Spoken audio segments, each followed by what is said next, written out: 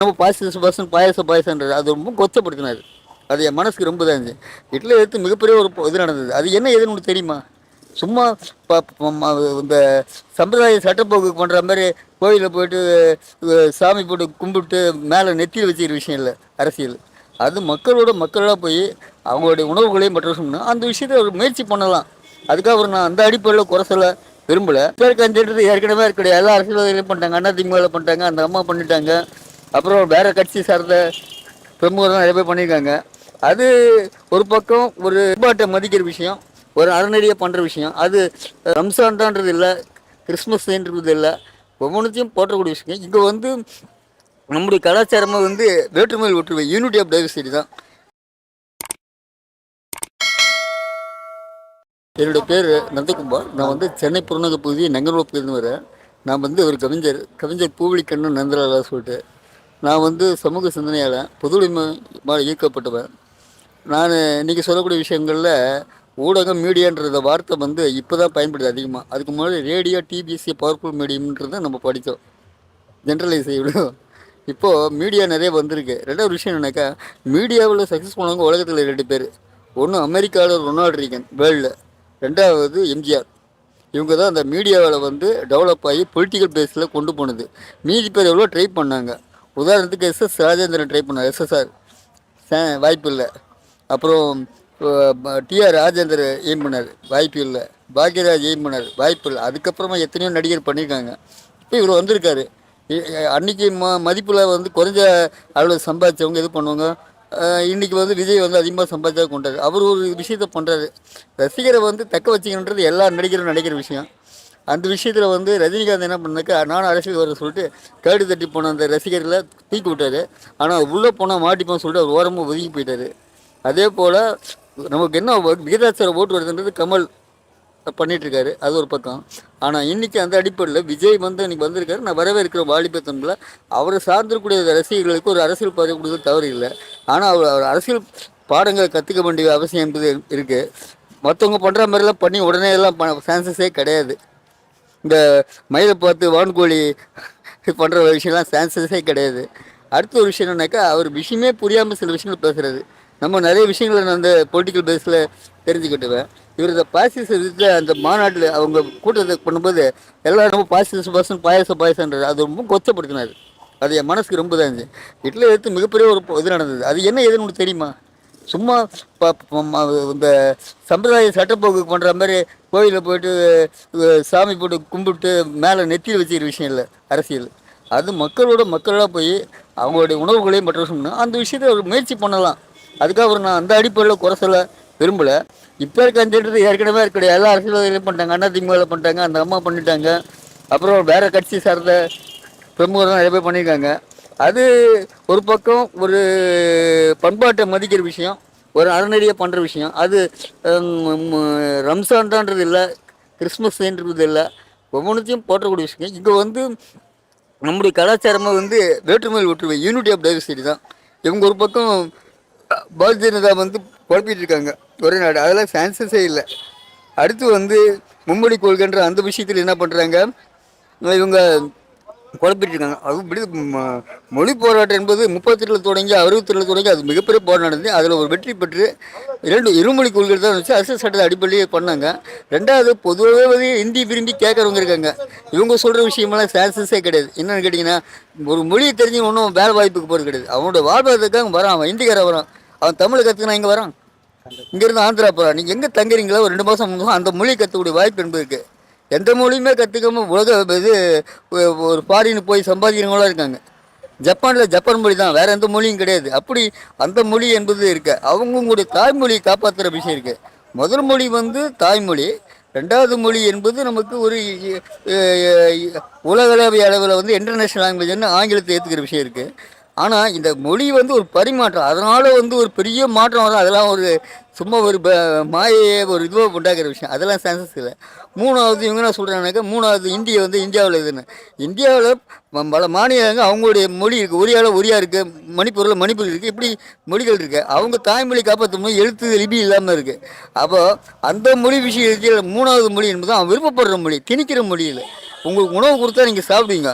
நான் வந்து ஒரு இட்லி ஆட்டு வந்து உங்கள் வாயில் ஊட்டினாக்கா துப்புவீங்க. அதனால் யாரும் திணிக்கக்கூடாது. ரெண்டாவது அவங்களே இயற்கையாக போய் நிறைய பேர் ஹிந்தி கற்றுக்குறாங்க, கற்றுக்காம இல்லை. நான் ஆனால் ஒரு விஷயம் சொல்கிறேன், மும்மொழின்னு சொல்கிறாங்களே, இவங்க வந்து ஹிந்தி வந்து கொண்டு வந்துட்டோம், மும்மொழியே கொண்டு வந்துட்டோம். ஆக அதில் இப்போ தேர்ச்சி அடையலைனாக்கா அது ஏற்றுக்கிட்டு அவங்கள ப்ரொமோட் பண்ணுவாங்களா? சான்ஸ் கிடையாது. அப்போ அவனை இன்னும் கீழே தள்ளுறதுக்கும் ஒரு சலனத்தை கொண்டு போகிறதுக்கான ஒரு ஒரு நோக்கம். இப்போ இந்திய பேசுங்க, அப்புறம் சமஸ்கிருத பெருமை இதான சொல்லுவாங்க. கிளாசிக்கல் லாங்குவேஜ்னு வரும்போது தமிழ் மொழி வந்துருச்சு, செம்மொழி. ரெண்டாவது சான்ஸ்கிரிட் இருக்கலாம். ஆனாலும் தமிழ்நாட்டில் பண்பாடு கலாச்சாரம் அதுக்கான வரலாறு இதெல்லாம் இருக்குது. அவங்க திடீர்னு இதெல்லாம் ஒன்றுமே புரியாமல் இது பண்ணுறதெல்லாம் சான்ஸ் இல்லை. அது என்ன சொல்லுவாருன்னாக்கா, ஒரு அரசியல் வந்துட்டாரு, சோழி குடிமி சும்மாடாதுன்னு ஒரு பழமொழி இருக்கும். ஒரு காரணமான விஷயங்கள் முஸ்லீம் சமுதாயத்துக்காக இது பண்ணுற விஷயம் இருக்குது. சரி, செய்யட்ட விஷயம் இல்லை. திடீர்னு வந்து பார்த்தா மக்கள் ஒன்றும் பண்ணதுமே இவங்க வந்து மக்கள் ஒன்றும் புரிஞ்சிக்காமல் பண்ணுங்க. இப்போ ரசிகர் வந்து விஜயோட படத்தை ரசிக்கங்க, அந்த ரசிகரை அரசியல் ரீதியாக வேற ஒரு கட்சிக்கு ஓட்டு போடுவாங்க. ரசிக்கிறதுனால அவங்க வந்து ஓட்டை வந்து விஜய்க்கு போட மாட்டாங்க. ஒன்றா விஜய் ரசிகர் ஆர்வப்பட்டு அரசியல் ஏற்றுக்கிற சில ரசிகர்கள் இருக்கலாம், எல்லா ரசிகரும் ஏற்றுக்கணும்னு சொல்ல முடியாது. அப்படி பார்த்தாக்கா எத்தனையோ நடிகர்கள் வந்து கட்சி ஆரம்பித்தாங்க, அவங்களாம் பண்ணல. சிவாஜி கூட தமிழக முன்னணி ஆரம்பித்தார், முடிஞ்சுதா? அவர் 304 படத்துக்கு மேலே நடிச்சிருக்காரு.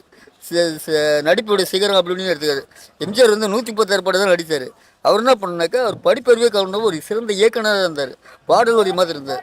ஒரு பொலிட்டிக்கல் பேஸ் எடுக்கணும்னு பண்ணிட்டு போயிட்டார். இன்றைக்கி அவர் இறந்தாலும் அவர் சொத்து சுகமாக பண்ணியிருக்கிறது அந்த மீடியா, அந்த ஆவணம், அந்த விஷயங்கள் வந்து அதிமுக பயன்படுது இன்றைக்கி. அதே போல் கலைஞர் பராசக்தி அந்த படம், அதுமாரி விஷயங்கள் பண்ணிருக்கு. அதனால் மீடியாவிலேருந்து வருவாங்களும் திடீர்னு வந்து அரசியல் வந்துட முடியுன்றதெல்லாம் ஒரு ஒரு அது ஒரு மாதிரி என்ன சொல்றதுன்னா, ஒரு கற்பனையோட ஒரு இதோட போகிற விஷயம். அதெல்லாம் வாய்ப்பே இல்லை. வந்து என்னன்னா 2026 அவர் வேலை விஜய் ஐயா வந்து முதலமைச்சர் ஆயிட்டாருன்னா அவருக்கு அதுக்கெல்லாம் சான்ஸே கிடையாதுங்க. அதாவது இன்னைக்கு வந்து பாரதிய ஜனதா என்னமோ பண்ணாங்க, அவங்க எல்லா ஸ்தாபனத்திலும் வந்து மண்டலம் போட்டாங்க, அது போட்டாங்க, பொறுப்பு போட்டாங்க, நிறைய ஸ்தாபனத்தை கட்டினாங்க. அப்படி கட்டி 40 இடமா வந்துட்டாங்கல்ல.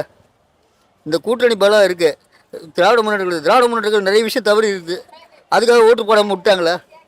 திராவிட முன்னேற்ற கழகம் இன்றைக்கி வந்து விஷயமே பண்ண சொல்லிட்டு பெரிய பண்ணுறாங்க. நான் கேட்குறேன், அதிமுக ஒரு ஆக்கப்பூர்வமான எதிர்கட்சியாக இருந்துச்சுனாக்கா, எடப்பாடி அப்படி வந்தாருனாக்கா பாராட்டக்கூடிய விஷயம். தமிழ்நாட்டில் வந்து எதிர்க்கூடிய சக்தி பலம் என்பது அதிமுக தெரியுது. அந்த அதிமுகவே 3வது இடத்துக்கு 4வது இடத்துக்கு போயிருக்கு, டெபாசிட்டில் வந்துருக்கு. சீமானும் ஒரு வேடிக்கை பண்ணார், வசீகரமாக பேசுகிறவங்களாம் வந்து பண்ண முடியாது.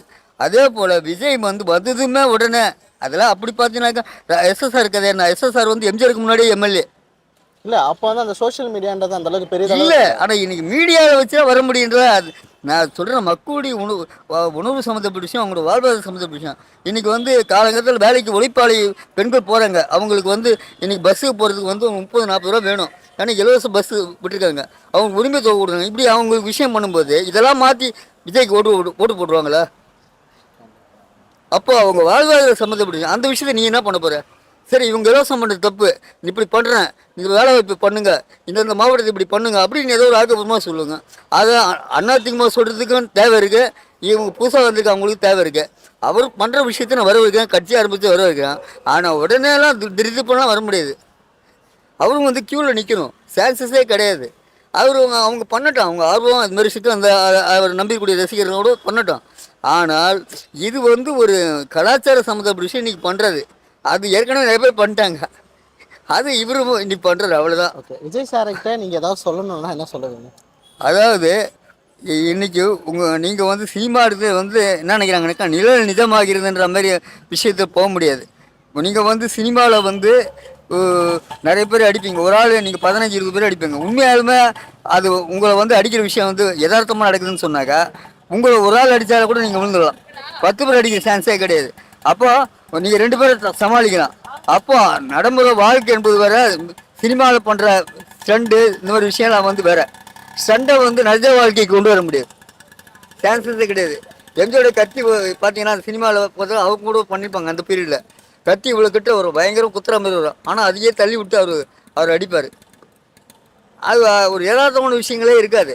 அதுபோல் சினிமாவில் வந்து உங்களை விரும்புகிறவங்க, உங்களை ரசிக்கிறவங்க, அவங்கள வந்து அந்த வாலிபர்கள் நீங்கள் சினிமாவில் பண்ணுற அந்த ஒரு விஷயத்தை வச்சுக்கினே அவங்க இதாகக்கூடாது. அவங்களுக்கு ஒரு சரியான பார்வை அளிக்கணும், அவங்களுக்கு சரியான அரசியல் பண்ணணும்னா நீங்களும் அது சம்மந்தமாக முழுசாக உங்களோட அரசியல் விஷயங்களை கற்றுக்கணும். மற்ற சக அரசியல் இயக்கங்கள் பற்றிய விஷயங்களை வந்து நீங்கள் நோக்கணும், அவங்களோட இது பண்ணணும். அப்படி நீங்கள் வளர்ச்சி அடைஞ்சு நீங்கள் உண்மையாலுமே இந்த சமூகத்தில் ஒரு ஒரு வாக்காளராக, இந்திய நாட்டினுடைய ஒரு குடிமகனாக இந்த சமூகத்தில் அக்கறை உள்ள வர்றதை நான் வரவேற்கிறேன். அதில் எந்த விதமான இதுவும் இல்லை. நான் ஒரு மாற்று இயக்கமாக இருந்தாலும் வாலிபர் என்ற முறையில் அவர் நான் ஆதரிக்கிறேன்.